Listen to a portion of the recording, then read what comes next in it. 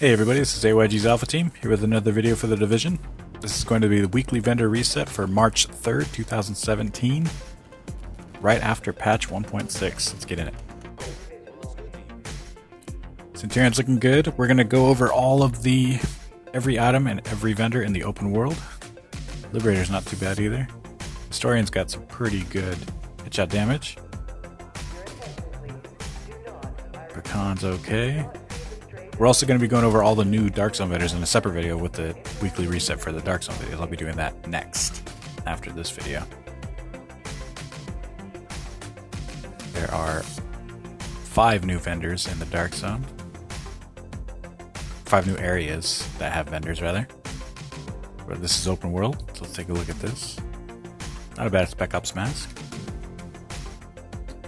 Not a bad vest either. Crappy. So I put out a video that explains how the armor works now, and you still get armor on as a base stat on all your gear. But the mitigation is now down to like 33 or 34% max. But if you want to check that out, I'll put that at the end of this video as well. Give you a little better idea of what to be looking for, the numbers wise anyway. Pretty good skill haste electronics mod, might have to pick that up.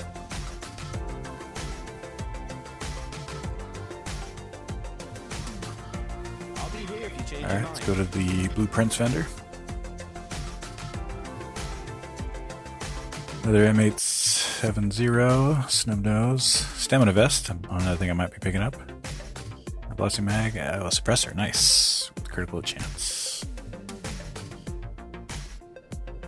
And we are still going to go over everything. I mean, I know people are only really concerned about the high-end stuff, but there are people that aren't fully leveled that might want to take a look at all the legendary stuff, so that's what we're going to do. Blueprints. Nothing really notable here. Alright, on to the post office. Now the advanced weaponry vendor does not sell the exotic weapons anymore. Those are all at the special equipments vendor in the terminal. So he just has high-end gear now.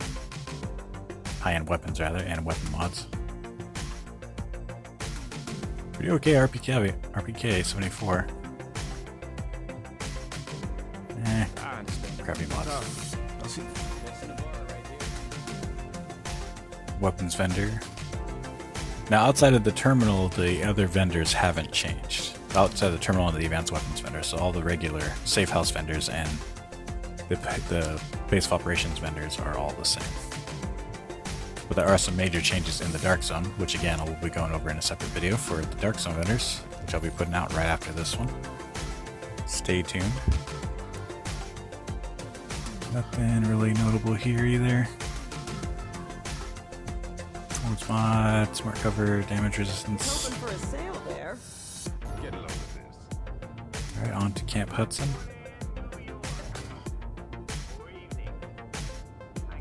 Take a look at this black market SASG.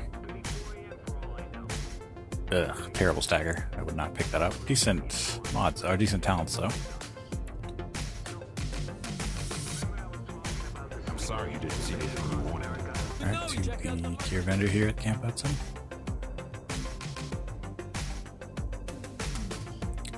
Crappy armor on these gunslinger gloves, so I would not pick those up. Okay, there you go. Decent mod for firearms and health. Kerman Station. Surplus SVD. Hopefully it's pretty good. Let's take a look at that headshot damage. Not bad. Commanding intent and discipline. Could use some better perks, better talents for a marksman's rifle, but not bad. Watch your back out there. To Dante's run. Gloves got decent armor and cunning. Yeah, those aren't bad. If you're using a marksman's rifle, definitely check that out. Dante's run. Catch you around. No hard feelings. To Wolves Den. Now, if you look on the side, I don't know if you've noticed yet, but if you look on the side, I show you which safe house it is and where it's located on the world map. Try and expedite the process here a little bit. Alright, decent extended mag. Now all level 34 extended mags cannot have less than 108% ammo increase. So if you have an extended mag now or you have a blueprint, the level 34s will always be at least 108 or higher. And this backpack's got low armor. Decent stamina too. Not great though. Oh, and I don't know if you've noticed, but the basic caches... Actually, no, that's not a change. Never mind. Shut up now. Where's the meat locker? Oh, wait, that is true. The basic caches used to not show that you could get a piece of a gear set out of them now, but yeah, you definitely can. You can see it right there, or gear set. I don't think it said it before, but it does now. Even though you could get it before. We're to Madison stand. Crappy gloves. Not too much in the world, in the open world vendors. There was a couple of notable weapons at the terminal and at the advanced weapons vendor, but outside of that, nothing yet.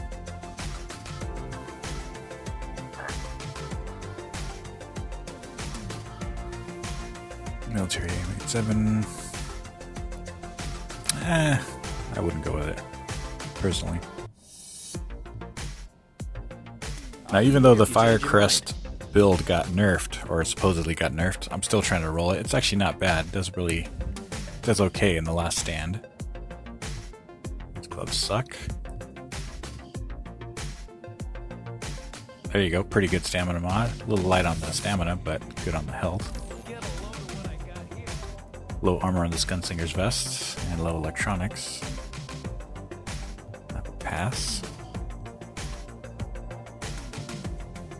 Exact damage resistance not as important anymore. To the Grindhouse.